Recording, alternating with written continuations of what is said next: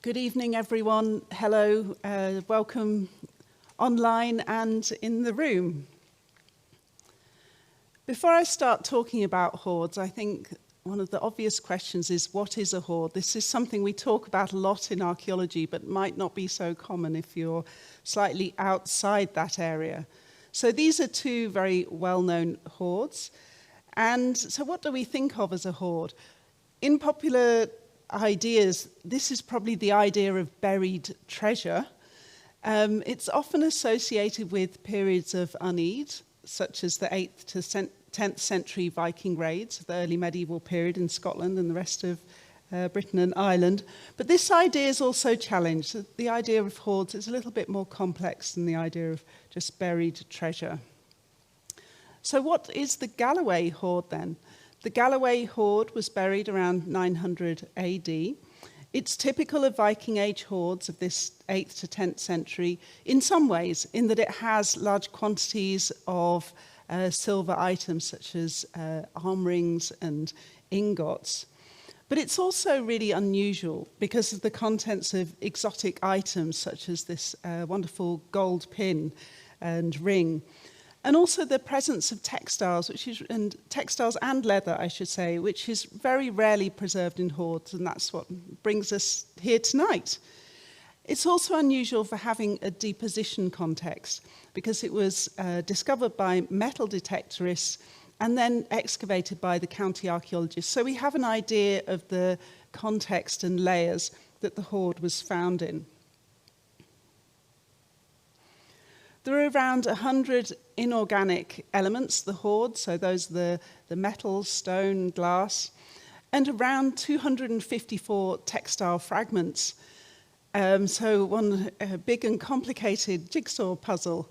But of these, there are around 8 to 10 textiles and a number of braids. So, thinking about hoards, we can think about the way that they're deposited in the ground, but also we can think about these as collections that have been assembled often over time and bringing together different objects. And this process of assembling a hoard like the Galloway hoard is dynamic, it's deliberate. People are bringing objects together. It's not just a random process. And what's interesting about this is that elements can juxtapose one against the other to create different areas of meaning and significance. So creating new entities by, for example, the textiles being combined with particular items. And this brings new possibilities and ways of understanding. And this is also part of our creative process as archaeologists, trying to understand these finds in the present. So why then does the Galloway hoard have organic materials within it? So we all know that materials, so I talk of these organic materials, materials that contain carbon and perishable, these readily decay. So if we were to leave textiles and leather outside, we'd see they'd fade, decay, and gradually disappear to nothing over a number of years. So it's just very special conditions that allow the preservation of textiles. So this chart gives us some idea of these preservation conditions, so maybe very wet conditions or dry conditions are the most obvious things that spring to mind. But in hoards such as the Galloway hoard, what we're looking at is a phenomenon called mineral preservation. And this is due to the way that metal corrosion products will operate within the soil matrix to create a preservation environment. And I'll talk to you a little bit more about that shortly. But also we can think about a microclimate that develops in certain places where things are not disturbed, they're not moved, and they're not in contact with too much air or dripping rainwater, or other things like that.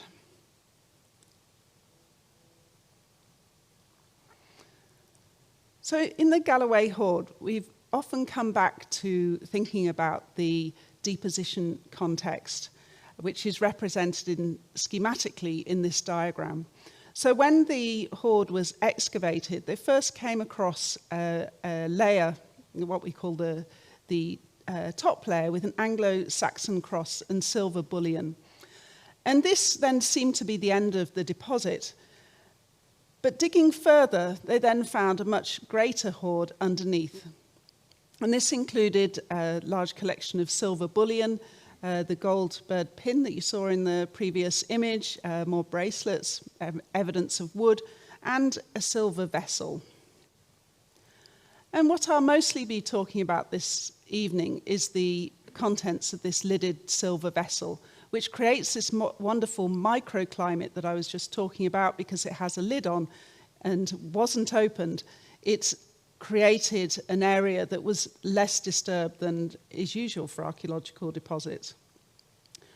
But although I'm going to speak mostly about the contents of the silver vessel, I want to start by talking about this large collection of silver bullion.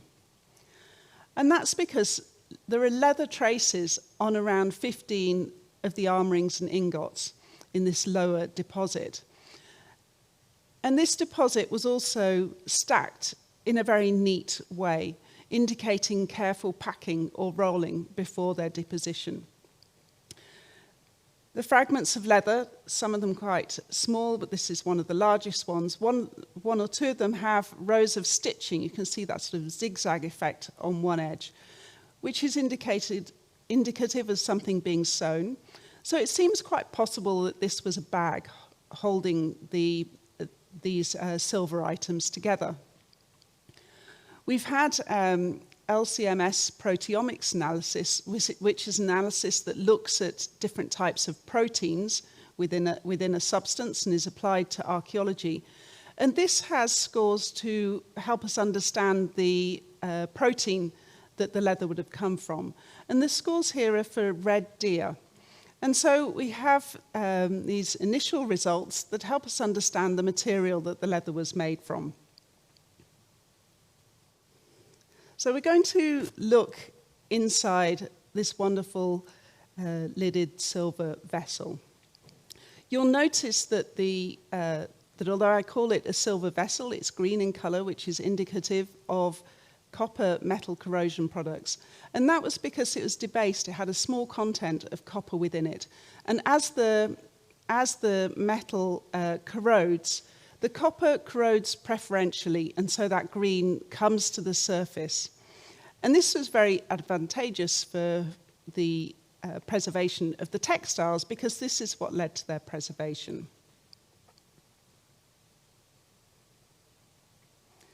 So the vessel was wrapped in 2 layers of textile. The first layer that you can see is the whitey coloured textile. And this is a plant fibre textile, possibly linen or hemp. We're still having that analysis done. And it was woven in a textile which had a special combination of threads. So when the loom was set up, it had threads of one type, a twist to the Z, so twisted one way, lined up with threads twisted in another direction, all the way across the loom. And then it was woven down the loom with the weft with a similar combination of threads. Now, it's a little bit hard to understand why this was done, but it was an unusual technique, and it's possibly to do with how the structure of the textile holds, maybe a little to do with some of the shine of its appearance. But nonetheless, it's one of our first indications of really the special nature of the textiles covering the objects in the Galloway hoard.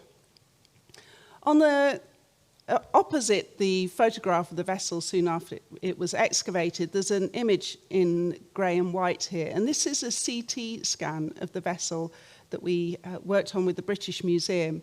And this allowed us to see underneath the textiles, because through the CT scan you can separate out the different materials. And this has allowed us to see the iconography of the vessel without having to fully remove the textiles. Because the textiles are such a unique part of this find that it's really important that they stay as part of the evidence on that vessel. So the first layer wrapping the vessel is a plant fibre fabric. But that fabric was actually tied on to the vessel to tie it shut. And you can see part of that braid here indicated with the arrow. And this is an interlaced braid, probably made from plant fibre. We're still in the process of analysis for that. And then the whole thing was wrapped up in a wool textile, which you can see the slightly darker colour textile with the other orange arrow indicated here. And this wool textile then covered the whole of that vessel, and when it was then turned upside down and deposited with the rest of the hoard. So if we think then a little bit about the broader context of the Galloway hoard, it was buried around 900 CE. So this is the early medieval period, and as I've said, the period we call the Viking Age. The Anglo-Saxon chronicles first mention the arrival of the Vikings, the assault on Lindisfarne at Cuthbert's church there, and that's in 1793. Then a couple of years later, there were further attacks on Ireland, followed by periods of upheaval and change, and eventually leading to the expelling of the Scandinavian settlers from Dublin in 902, which is possibly a time that was important for the Galloway hoard, much debated, as people may have moved from Dublin to the north of England and Scotland. We can see that this hoard then falls into this interesting social context. So I've shown you what the vessel looked like in terms of the textile and explained those. I'm now going to look inside the vessel to understand the textiles within it. And there is some really unusual and interesting features. We are fortunate to have some photographs of the vessel when it was first opened, which gives us an idea that textiles were preserved in the top layer of that vessel on a number of objects. And so this is what you can see as these sort of dirty brown marks on top of some of the beads and other objects within there. And when we first looked at some of these preserved textiles, we were very curious because the textiles just were preserved on part of the objects and not covering the whole object, so as in this composite bead pendant. And this got us curious about whether, were they fully wrapped at first or not. And this led to an interesting area of research that's really pushed the understanding of these mineral preserved textiles forward. So how are textiles preserved in this way? So what you're looking at here are scanning electron microscope images. These come in grey and white because they use electrons rather than light to understand the surfaces. And we can see the textiles are preserved in metal corrosion products. This is the green, the verdigris colour, which to the left of your screen, I'm going to have to think, no, sorry, to the right, I'm looking the other way. We can see that these cover the textiles to create that green colour, and they're creating positive casts around the fibres, which may be preserved inside them. But sometimes we're then finding very faint traces of those positive casts, the image at the top. And these appear as fibrous traces. But other times, the organic material looks pretty much like an organic material. And this is because the action of the copper has created a toxic environment, and the microbes have not acted on that material to break it down. And so you get these different types of preservation of textiles. And this led us then to looking very closely at the silver casing around this object. And we could see some of that preserved textile then leading into areas where there aren't preserved textiles. But what there were these little tiny, we called them petal-shaped dashes on the silver corrosion products. And what we found through investigation was that these were also remnants of textile. And by understanding these, we could start to understand the extent of textiles inside the vessel, in particular in this layer. And so again, we're looking microscopically at these. And what you can see here is some of those sort of dark petal shapes that don't look like textiles anymore. They look like little dots. But actually, by looking closely at those, we could see some of those casts and fibres preserved. Although at certain points, those sort of peel off and you see that shiny silver area where actually this whole sort of scar has moved away and you're just seeing the metal.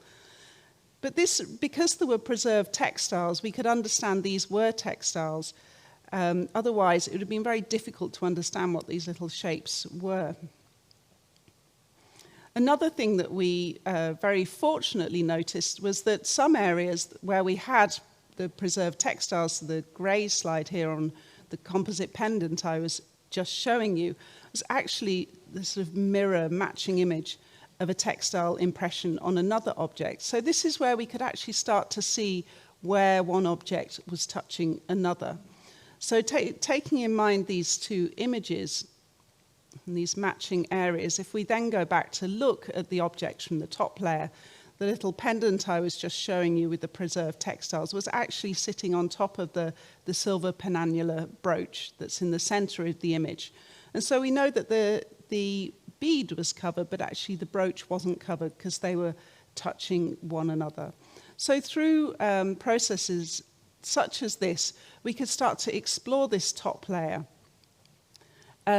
And now our understanding is that across these different objects, the textiles, the same technical textile, another plant fibre textile, and this seems to be the same textile across these, and we are starting to think that it was probably a bag that held these items at the top of that vessel that was then held together with a braid.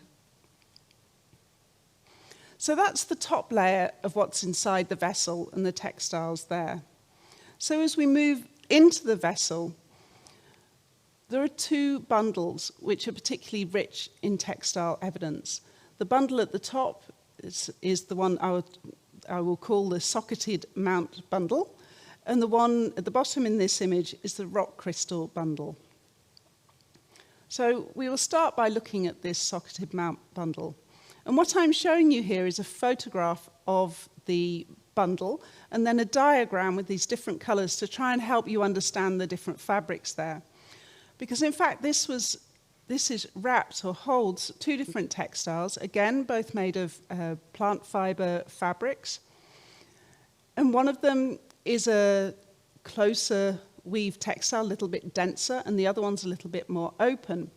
And these both sort of wrap and contain, and also sort of within that bundle. So yes, they wrap the objects and hold them together, but it may also be that those textiles were part of this assemblage, not just for wrapping, but there's areas within there. So maybe these textiles are part of what's being wrapped and put into the hoard. So you then see the squiggly lines in orange, which are remnants of a long braid that you can see snaking around.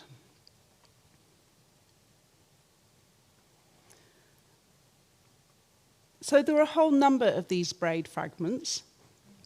You can see an example of one there, and other contents within that bundle. The socketed mounts have these beautiful animal head faces in filigree work, 3 of those with different combinations of sockets. There's a black stone and gold filigree pendant, and also these pieces of braid with gold embroidery on them. So the braid is a 6-element braid. For those of you who understand braiding, or even if you don't, this is like a plait, but worked with 6 braids to create a tubular structure. The braid is made from silk, and we understand that by looking, using high-powered microscopy, at the different structure of the fibers. And silk has particular characteristics within it, such as these sort of triangular cross-sections, which differentiate it from other fibers, such as cotton or wool.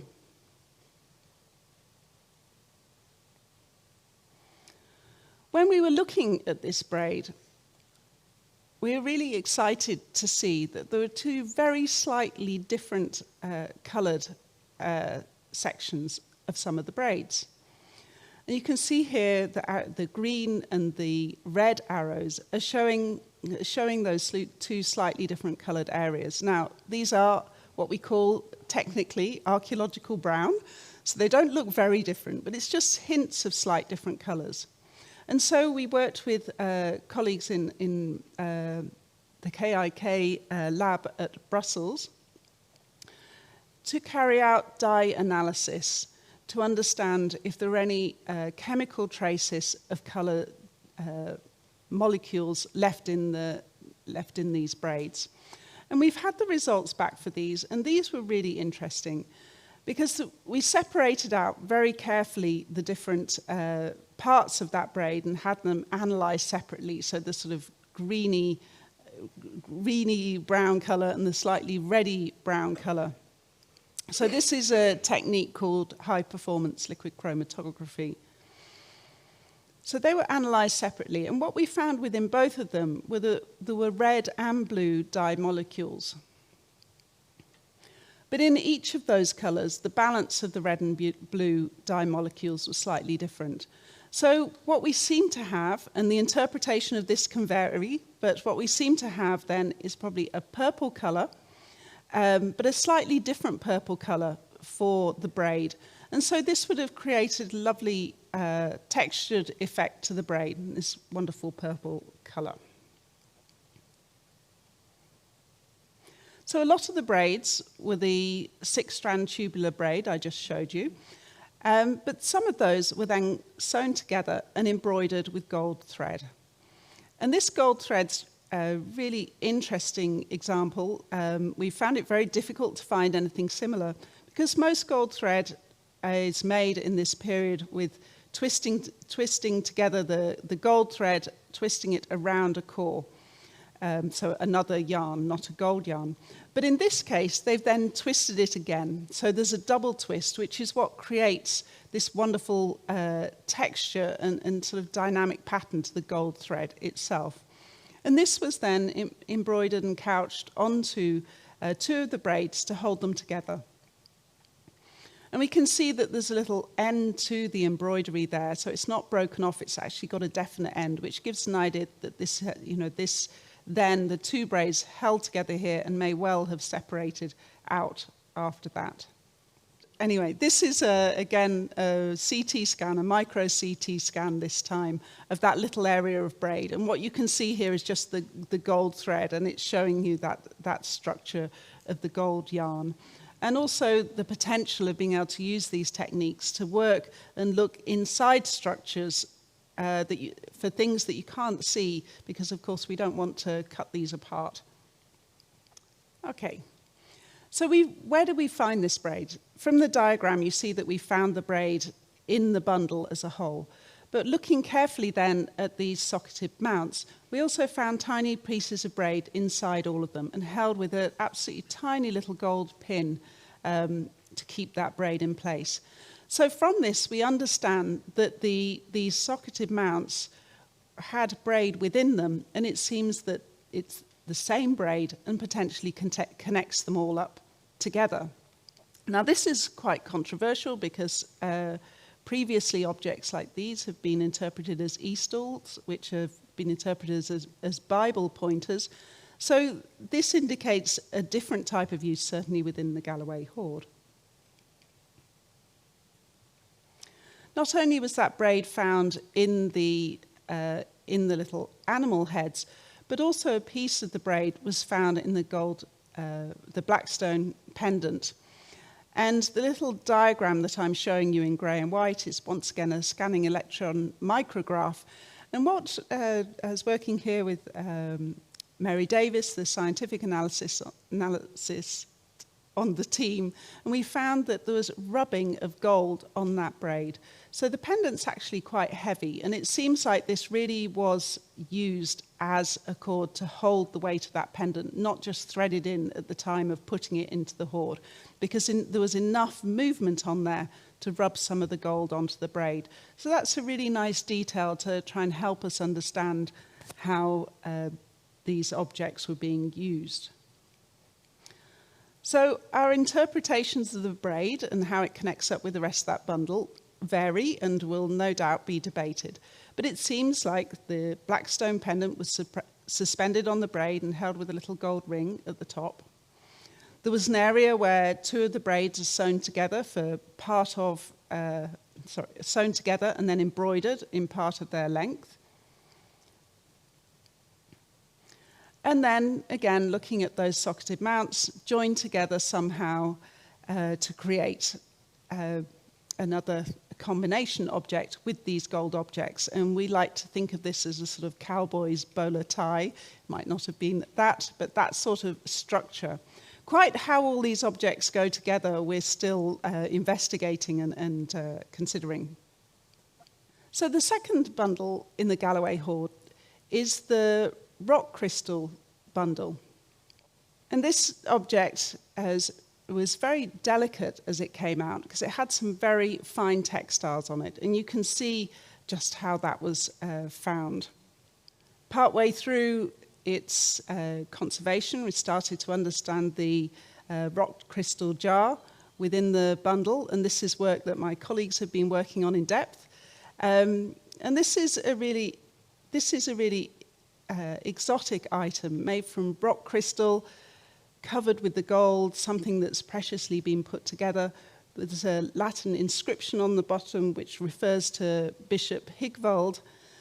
And this object is a great curiosity in itself. There's a hollow center, there's a little pouring spout, and so interpretations of this as some kind of vessel. There are several layers of textile on this rock crystal bundle. And again, I have one of these diagrams to help you understand those different layers. So the green layer, the tiny little green area that you can see, is just peeking through. This is the very first textile that would have wrapped this wonderful little vessel. And this is, once again, a plant fibre textile. So we're looking at that covering the textile. And then the purple is a textile that we call a weft-face compound weave, also called samite. And this is a type of silk textile that I will tell you more about.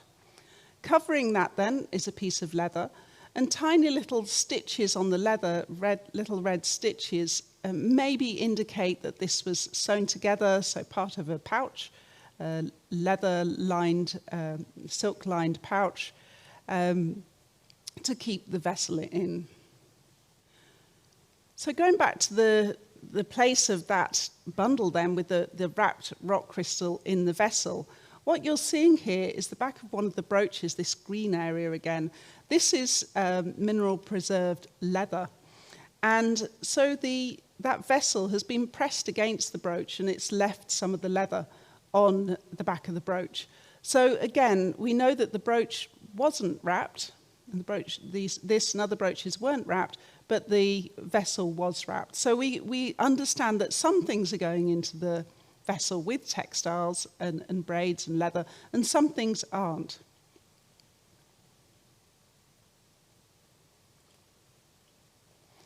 So samite, this weft-face compound twill, is a really interesting fabric to find within the Galloway hoard. It's not found very often in Scotland. There's another example of a similar date from Dublin, a little bit later. But otherwise, this is a really rare find and is really exciting actually to find within this assemblage. So what is then this weft-faced compound twill? Well, the other textiles that I've shown you, these plant fibre textiles, would have probably been woven on a warp-weighted loom. So there would have been a warp held under tension and the weft inserted back and forth to create the textiles, which would have been the way that people were working textiles in Scotland at the time. But this textile operates on a different principle, which is that it has two different warps. And so there are warps that are indicated here with number 1, 3, and 5, the red ones. And these are used to create pattern in the textile. And that's their role within the textile. The loom has sheds which are lifted up and down to create the gap in the textile for different coloured wefts to go through, and the way that you lift those main warps creates different pattern by sometimes covering the colour up and sometimes exposing it. So the other warp then is used to create the fabric. So the others are involved in making the pattern, but the others bind the fabric, and that's the twill element of this long name, because that creates in a twill pattern. I don't know if you can see that there's a bit of a diagonal slant to that diagram where it's creating the twill structure. And these weft-faced compound twills were really the most advanced type of textile of their day. These are innovations of the last centuries, of that time, that were part of a huge innovative exchange between the continents of between Eurasia and Asia. So if we look then in detail at this textile to show you one of our microscopic slides, the red arrows here are showing you the main warps, and you can see they're mostly hidden, those warps, because they're just in the background changing the colours. And the green arrows then show you the binding warps that are actually holding the fabric together. And what you can see then when you look at the wefts of this textile, which we're looking, in minutiae here, we can see that these look like little strips, and these don't seem to have much twist within them. So they're not like the sort of string that we'd look at, the twisted thread that we'd understand as something being spun. And that's actually because these silks weren't spun. And this is really important for understanding the origin of these silks, because silk's an innovation. Starting off, silk actually is an extruded filament that comes from a moth. The common domesticated moth is Bombyx morae. You do get wild moths being used for their silk. And they create a cocoon, and that cocoon's made out of these very fine filaments. And those filaments are then can be very carefully unwound, and a number of those filaments combine together to create a silk yarn. And this was an innovation from China, who domesticated silk moths in the Neolithic and prehistoric periods. And they learnt the art of reeling the filaments, but these didn't require spinning. And so the technology in that area of the world didn't use spinning, because these are very long filaments. They don't need spinning together. And so this characteristic actually of these silk fibres then points this technology of not spinning, which is different from the sort of technologies in the West. So why then do you have these complex weft-faced compound twills? So when we talk about these being weft-faced, it means that the reliance is on those wefts to create the fabric at the front. That's why you mostly see those. And people are trying to show off those silk fabrics with these long floats to create as much shine as possible. But they're also doing that to create pattern. And the whole idea of this technology is to create fabulous patterned cloths. And because we can't really see that on this small piece of samite in the Galloway Hoard, I'm showing you a picture here of the lion silk, which is thought to be a silk from Central Asia around the period of the Galloway Hoard. And this would have probably been on a bright red background, not archaeological brown as it is now. And here you can see these wonderful facing lines in the roundels. And this gives you an idea of these elaborate patterns. And this really was the peak of the textile technology of the time, to have these elaborate patterns into the textile. And this technology was brand new in the way that rather than having to pick each different color of that weave to create the pattern, it's a mechanized way of doing things. And that's the whole beauty of it, really, and these elaborate looms that actually, by setting up the warps and operating in that way, you can create this technology of these fantastic motifs and coloured, shiny silk textiles. So these textiles are found in Europe, often in cathedrals, in church treasuries, because they were so valuable. They came through long exchange routes, coming through different parts of, maybe through Byzantium, through the church. And they're coming possibly as large pieces, originally maybe 1 to 2 meters in dimension. But gradually, as they moved and as they went through different people, large textiles could end up cut down into much smaller textiles and used for things like for covering relics, as in the example here from a late medieval relic. So what then was this journey? We hear of the silk routes, and the silk routes, of course, did involve silk, such as the examples we're looking at here, but silk routes also involved other materials. And these were these vast exchange networks that extended from Asia into Europe. And so some of the things I've talked to you about with this silk, these unspun threads, these are technologies that are Eastern technologies. And the technology of the weaving was probably developed somewhere like Iran, Syria. And these technologies sort of had this, over several centuries, had an interaction between East and West, because these fabulous textiles were things that people wanted to produce, and they wanted to have the best technology, so weavers were very interested to swap those ideas, but they also held those ideas secret. And so you have an interaction of certain areas of the silk being developed in the East, and at this point in time, the silk was being reared in Byzantium, but that type of weaving was not practiced in Europe at the moment. So these fabrics must have come from somewhere in the East. And it seemed possible that this fabric came from Central Asia because of this combination of technologies, these unspun threads, but the use of this type of weaving. And so this is how some of those features can help us try and understand the origin of these textiles. What I really love about this map is that they show the silk routes, and it's very impressive. But our piece of silk is right to the far west of these silk routes. It's so far west they haven't even included it on the map.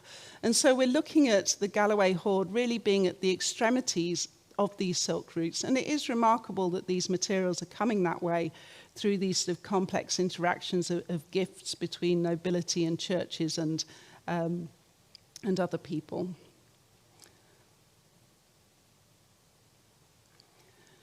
As they traveled, the silk might become smaller and smaller, and it's found in different contexts. The Oseberg ship burial from Norway from mid-9th century has small pieces of silk that would have, although small, been very impressive. Not everyone had them.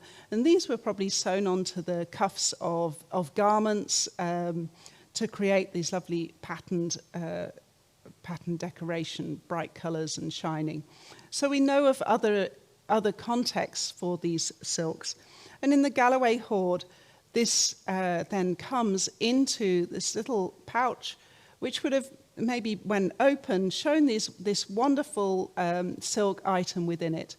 And what's really interesting about these materials is that we see that the pouch has something of this precious silk that no doubt had a very long history from that way away from Central Asia, all sorts of different interactions, and then being put into this to wrap this precious object and possibly, make something more of that object than it was. The silk no doubt had its own history, not just a lining for that, but an object with its own values.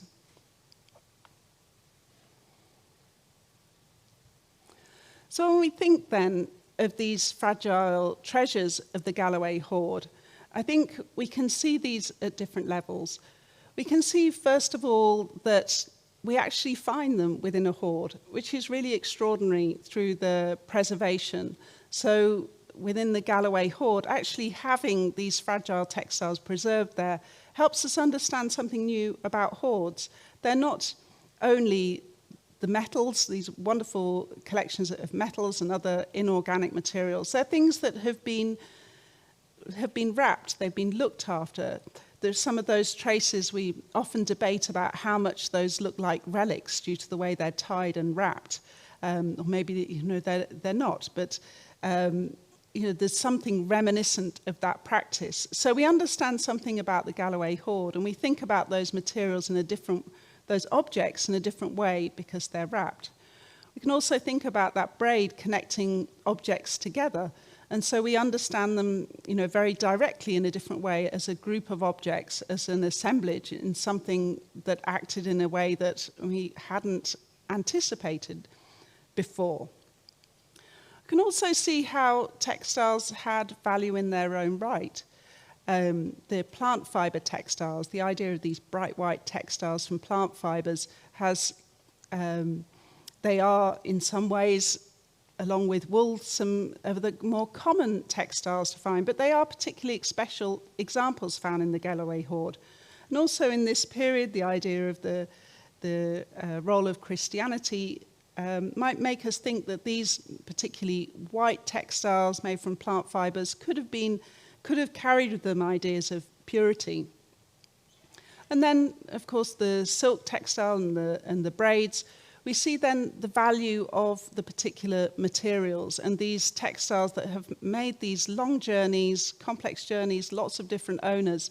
We can see these as valuable in their own right, and no doubt with their own stories of how they arrived to be wrapping the particular object. And we also then can understand these bigger pictures about society through the textiles, about the way the different textiles are made and where they come from, which is why I suppose I call this the fragile treasures of the Galloway hoard, because this does give us this wonderful insight into this different aspect of hoards. So thank you.